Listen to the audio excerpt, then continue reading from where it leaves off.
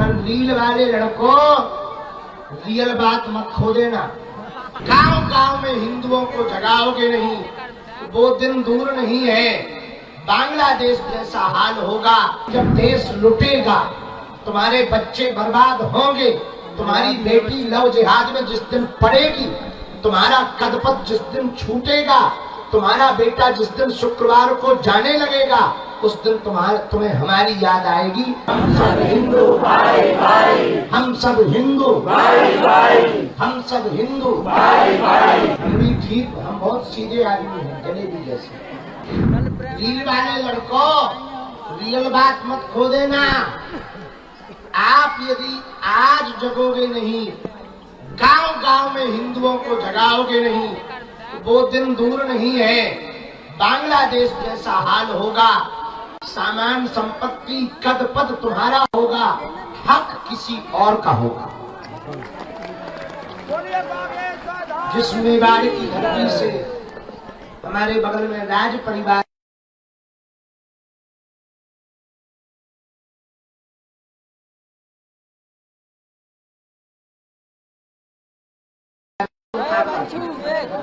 अनेक बार वीर गति पाई। एक बात बताओ, इनके पूर्वज, हमारे पूर्वज, आपके पूर्वज जो विरोधियों से लड़ते थे, उनकी बुद्धि खराब थी क्या? अरे हम लोगों को सुरक्षित रखने के लिए अपने प्राणों की बाजी उन्होंने लगाई है। आपको बात समझ आई? अपनी संस्कृति को बचाने के लिए वो लड़ते थे। आज यहूदी हैं, इजराइल है, यहूदियों का देश है इजराइल। आज इजराइल लड़ रहा है, क्यों? अपनी संस्कृति को बचाने के लिए। आज फ्रांस लड़ रहा है, क्यों? अपनी संस्कृति को। इंग्लैंड में अंदर ही अंदर अब वहां के मूल निवासी लड़ रहे हैं, क्यों? अपनी संस्कृति को। हम अभी ऑस्ट्रेलिया गए, ऑस्ट्रेलिया की राजधानी है कैनबरा। कैनबरा में जैसे उतरे, वहाँ के प्रशासनिक अधिकारी और गणमान्य लोग मिले, हमारे साथ जो चेला थे उन्होंने हमको वहाँ के बारे में दिखाया। ऑस्ट्रेलिया की संसद के सामने एक तंबू लगा, अंग्रेजी में कुछ लिखा था, वीजा वीजा था। तो हमने कहा यहाँ वीजा बनते हैं क्या? पासपोर्ट में के जो मूल निवासी है, आदिवासी, वो अंग्रेज जो यहाँ पर आक्रमण करके अपना आधिपत्य जमा लिया, उनके सामने उन्होंने अपना पासपोर्ट का खुद का ऑफिस डाल रखा। हम कहा ऐसा कब से है? बोले कई सालों से वो लड़ रहे हैं कि पासपोर्ट हमारा तुम नहीं बना सकते, हम बनाएंगे, क्योंकि देश हमारा है, धरती हमारी। ये बात ऑस्ट्रेलिया की बता रही। वो इसलिए लड़ रहे, अपनी संस्कृति को बचाने के लिए लड़ रहे हैं। भैया, जब इतने देश अपनी संस्कृति को बचाने के लिए लड़ सकते हैं, हम लोग लड़े ना, कम से कम जुड़ तो सकते हैं। लड़ना नहीं है, पर जुड़ तो सकते हैं। ना हम इस्लाम के खिलाफ हैं, ना हम ईसाइयत के खिलाफ हैं, हम केवल हिंदुओं के पक्ष में हैं। हमारी ना मुसलमानों से बुराई है, ना ईसाइयों से बुराई है, ना उन्होंने हमारे बैल छोड़ रखे, ना हमको शौक चढ़ा है भैया, ना हमको पैदल चलने का शौक है, ना फोड़े फकोड़े पाने का शौक है, ना धूल खाने का शौक है। दिन भर में कम से कम 1 किलो खाएंगे, रात भर खासो, हर बार कप में 8-8 ग्राम लेंगे। हमने तौली तो नहीं है, अंदाजा बताए। हाँ, नहाने जाओ तो ही हालत, ना नहाओ तो वही हालत, पैदल भी चलो तो ही हालत। भगवान की बड़ी थोड़ी देर में ही फिर कल हमारे पीछे हमारा चेला तो बोलो गुरुजी कुछ खा लो, हम कहीं इतनी तो खा रहे, क्या खा ले? तो किसी ने कहा पेट ठीक है। अरे हमने कहा इससे बढ़िया क्या हो सकता है, जब कंकड़ पत्थर भी पचा ले, इससे गजब का पेट क्या हो सकता है।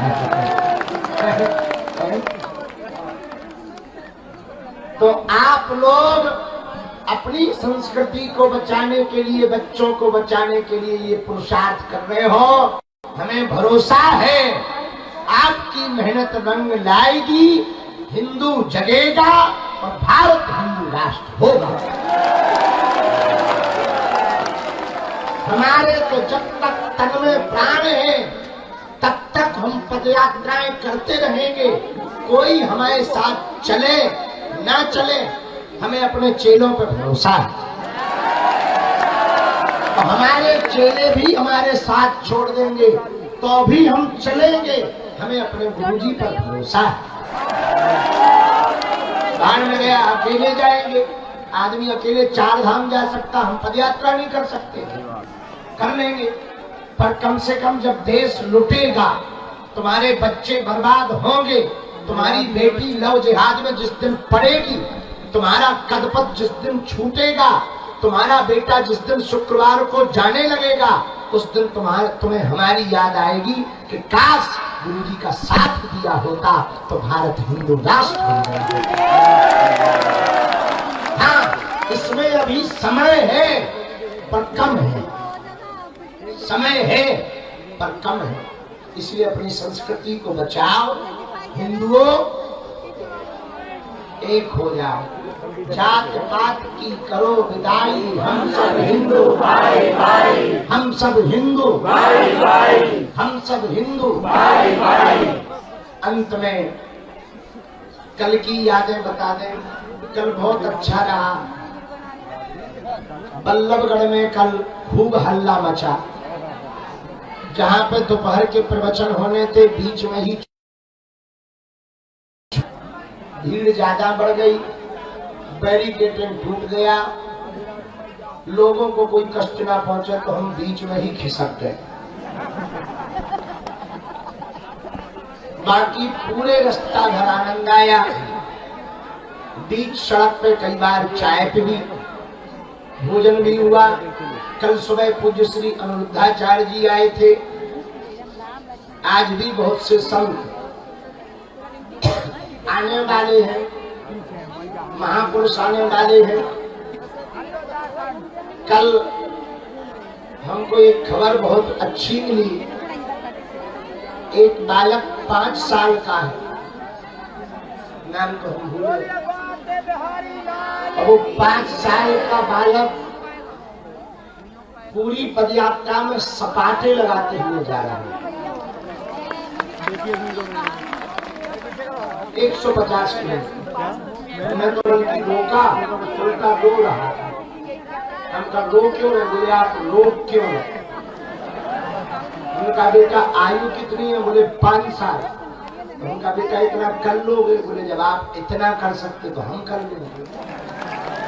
हमने भी पीठ ठोक दी, कर बेटा कर कर, कर। बड़ा आगे, बड़ा अच्छा बालक है, छोटा सा बालक है। पिता पुत्र दोनों आए हैं। सपाटे लगाता है, पिता पानी पिलाता जाता है, बोतल हाथ में लिए यात्रा चली जा रही। हमको वो नजारा देखकर रोना आ गया कि बताओ कितना अच्छा बाप है, बेटा को 5 साल वाले बच्चे को यहाँ ले आया तो कितना पुरुषार्थ। कोई इसलिए नहीं लाया है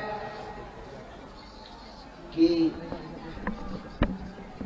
उसकी फोटो खींचेंगे, इसलिए लाया है कि ये बच्चा भी सुरक्षित रहेगा और आने वाली पीढ़ी भी सुरक्षित रहेगी। ये नजारा बड़ा अभूतपूर्व था। एक और कल तो हाँ रसगुल्ला खबे खूब, कल नहीं खबे, परसों, वो तो परसों तापे थे। कल तो खीर थी, लड्डू, खीर, जलेबी, खीर और सब्जी, लड्डू और जलेबी। जलेबी का तो हमें पता है, जलेबी की तो जानकारी। हम भी ठीक, हम बहुत सीधे आदमी हैं, जलेबी जैसे। कल खूब बढ़िया से भंडारा हुआ। यहाँ भी बहुत कुछ पदयात्री तो जहां हमें कल पहुंचना है वहां पहुंचने की तैयारी में है, पर एक और नजारा पदयात्रा का अभूतपूर्व था। कल 51 जेसीबी से फूल बरसाए, जेसीबी से नहीं, जेसीबी के सूपा में आदमी थे फिर फूल बरसाए। क्या आप समझोगे जेसीबी से बरसाए? एक ये भी कल नजारा था, हाइड्रा। कौन से गांव? जाजू गांव, जाजू, जाजरू।